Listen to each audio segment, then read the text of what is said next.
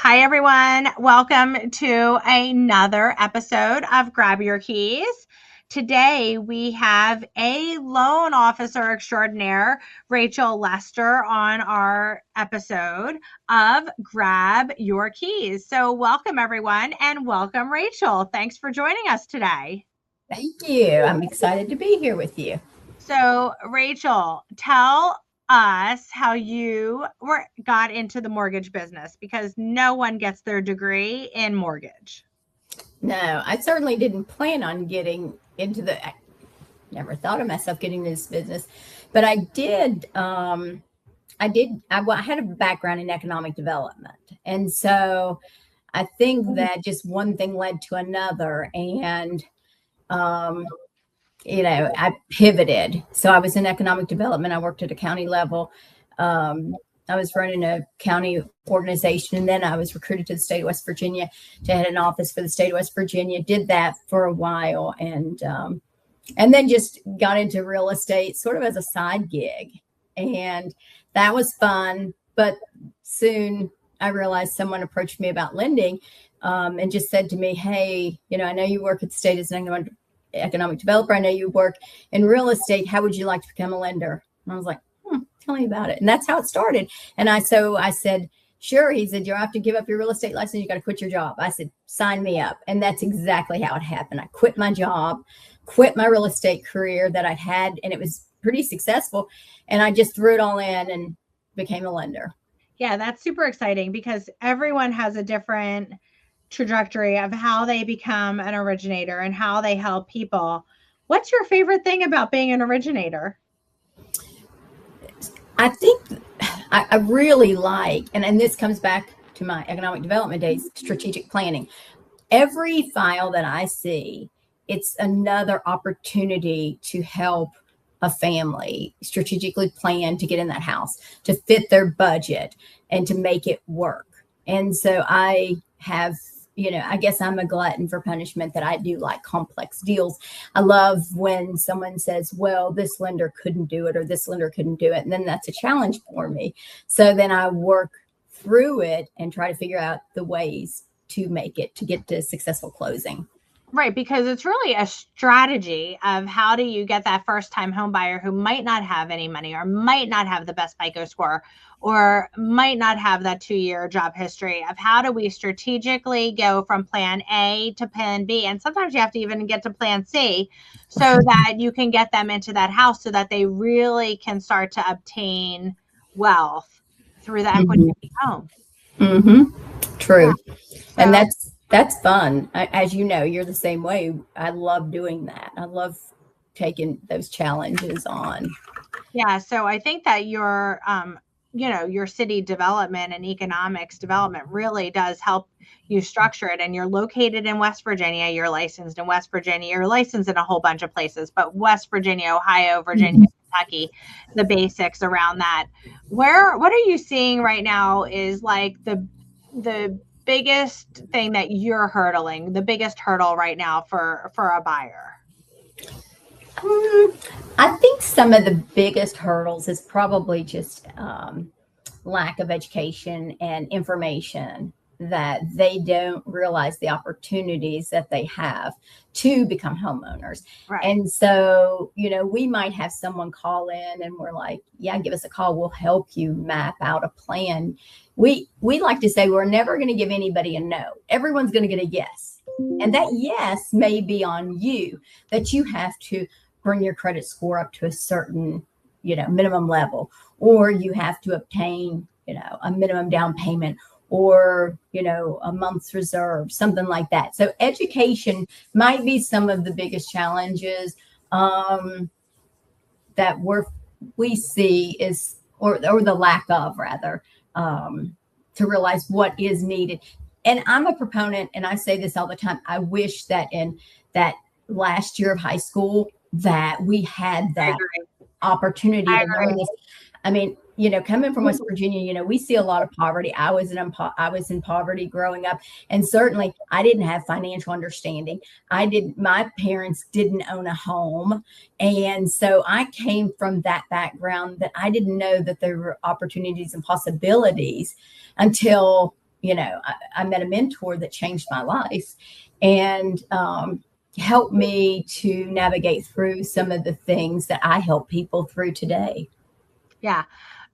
I watched the other day. I watched the other day, and I was trying to find the exact question, but I watched this video the other day, and they went to this loan officer went to the school. I want to do this. Went to a school, and he asked 10 18-year-olds 17, 18, 19-year-olds who played in the Super Bowl. Every single person knew who played in the Super Bowl. Then he asked who played in the Super Bowl, or what entertainer played at the Super Bowl. He went back and forth. Every single person knew every single question. Then he said, how long does somebody get a mortgage to buy their house for? Not one person knew. Not one person.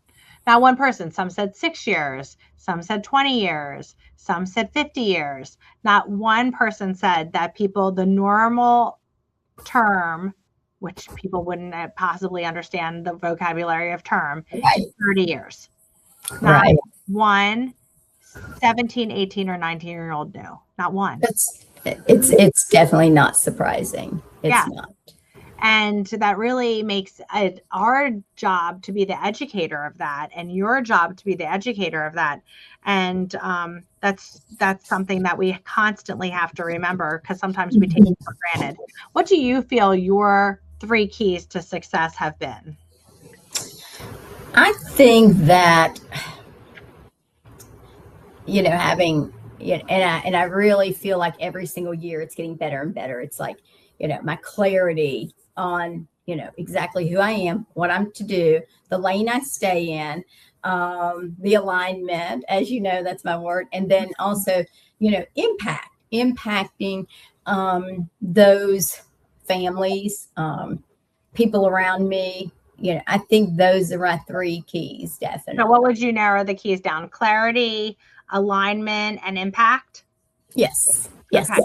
Definitely. So clarity on who you're doing, impact on who you're working with, and alignment of what you believe in, and that you're really leading a path to home ownership, which is super great. You are a mom and a grandmom and have 100 different things going on. How do you have a harmony in your life of being a wife, a mother, a grandmother, and a working crazy woman, because you do the volume that you do? How does that work in your world, and how has that worked in your world? Yeah, I'd love to tell you that I have this beautifully harmonious balance in my life, but the truth actually is that I wake up every single morning and I love coming to work.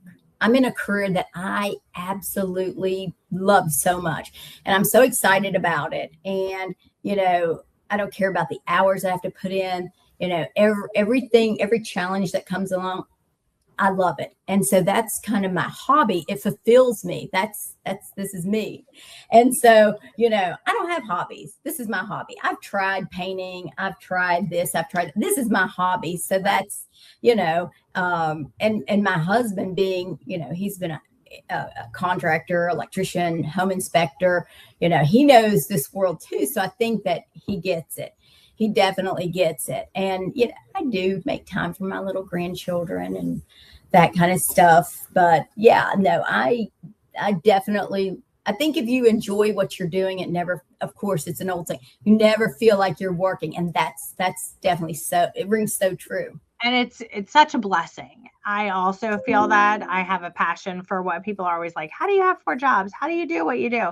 And I have a passion for this industry, and I love, like-minded individuals. You don't find them all the time to be like, how can I help you? What do we need? How can we do more business? Right. How can we let's try this, let's try that. And I think that that's so important. And as you said, impactful, one of the keys, impactful. So what's a challenge that you have faced that's shaped who you are today? Well, I've had a lot of challenges in my life, as you well know. I was But a I think young that helps widow. make you understand people better, and Yeah, that makes you it such a does. great loan off, such a great really Mhm. have empathy for people. And I think that's That's a key. provides the vulnerability that people, if you're not Mhm. vulnerable and you're not understanding where people are coming from, they're going to be put off to you. That's some reason for your success. But go ahead, I cut you off, I think. No, I agree. And, as you know, I lost a husband when I was, very young, 36 years old, had 3 children, I had a devastating loss of my daughter and experienced going through cancer. I grew up in poverty. And like you said, that's the key. I had to overcome those things. You can't drown in them. And it's easy to, but I think that if you pour yourself, as a humble servant into other people and what you can give back, that empathy fills you. And so even though through all the things that you might have lost, you're still getting, in return, I don't want to ever see anyone have to deal with some of the things I've dealt with, but certainly I can definitely relate to any life experience because I have had a pretty well-rounded, Yeah, and I think that when people, because we have to ask the hard questions when you're getting a mortgage, you really are not only peeling back the onion. I say you're pretty much getting someone naked. Like, you ask all the things that you're not supposed to ask, like how much money do you make, how much money do you have, what's your social security number, how's your credit. And we're like, and when people have something that's been, has hurt their credit, or have to explain that to you, they really can feel that empathy when you say, like, oh, I'm sorry to hear that this has happened to me, or I understand that you're going through a divorce that has happened to me, or I had a loss of a husband or a child or whatever. That really makes them feel like you're on the same page, and that they understand that stuff happens. And that does really shape who you are, because that's allowed you to have that empathy, and really has taken it to another level during any of those things, and all the lived in space that you've lived in. Is there a piece of advice that you use all the time? A piece of advice that I use all the time. It depends on the manner it's presented, I suppose. But I hate excuses, so I always tell people, I like results. I don't like excuses. So I've used that for many years. No, I love that. I've give never me heard of that. results. I like Yeah. results. I don't like No excuses. excuses, just results. And I used to have it posted on my wall. No excuses, just results. I had it on my tag. I may still have it on my tagline, on my signature. No excuses, just results. And I think that's, I try to be a patient person. I really do. But I like answers, and I like responsiveness. So when you start your year, I mean, we're finishing the first quarter of the year. When you start your year, do you have a list of goals? How do you keep bettering yourself and when is enough enough? So I guess the first question is, is there a place where enough is enough? And is there, and how do you write your goals down? Like, do you have goals? How does that work for you? Yeah, I've been keeping goals since 2006. And so 2006, I started out with 6 goals. And then the next year, 7, and then 8, year after year. And now I'm just so complex, I categorize my goals. And so when we got back from from Michigan back in November, the first thing I said is, I called someone and I said, what's it take to be in the top 10? I want to be in the top 10. So what's that number? So that was my goal. And then I started to evaluate what are all the things that would be challenging me, or what can I do to make that happen? Really trying to hone in on the things I'm good at, and just perfecting that and keeping that going and getting rid of all the stuff that doesn't serve me. And so I aligned with this wonderful, fabulous person this year. And that was one of the things I had to take a step into and let go of some of the things that didn't serve me, and really focus on the things that do serve me. And here we are, my goals, I watch my goals every single month. I have them in front of me, and I'm very super focused on, where I'm going, how am I measuring, and do we need to make an adjustment? Sometimes things are a mistake. And if they are, you just correct the mistake. But so far, we're already 4 months into our S&P year, and I'm already over half of what I did in a whole. Yeah, that's so exciting, months, which is great. And it's your alignment. I'm going back to your alignment, having clarity, and having impact. And you have set your goals to have clarity on those goals, have alignment on those goals, and have impact for the people who are on your team, who you're working with, and who you're working for, being the borrower, to make sure that all of that happens. And your trajectory has soared since you really focused in on being true to yourself, if I'm not mistaken. Yeah. That is correct. In defining, and how often do you look at those goals? You're looking at the monthly, daily, weekly? I mean, I know you have them. I'm looking at them almost daily. I keep them in front of me daily, but I measure monthly. How do we do this past month? How are we doing moving to the month before? So I'm always constantly focused on those goals. And do you look at the years past? Like, do you look at last year compared to this year? I'm just trying to hone in on, for the loan officer who's not doing that, is that something that you're looking at? I have all my goals, every goal that I've ever written. And it's funny, if you do look back on those, you can learn, because goals that I might add back in, 2010 are not goals that I would have today. Right. And it also helps you to stretch, because you said something a minute ago, like, when is enough? I don't think it's ever going to be enough in goal setting. Your goals may change while you evolve, or different stages in your life, but I think that you have to set goals, because that gives you it gives you purpose. It gives you something to look forward to.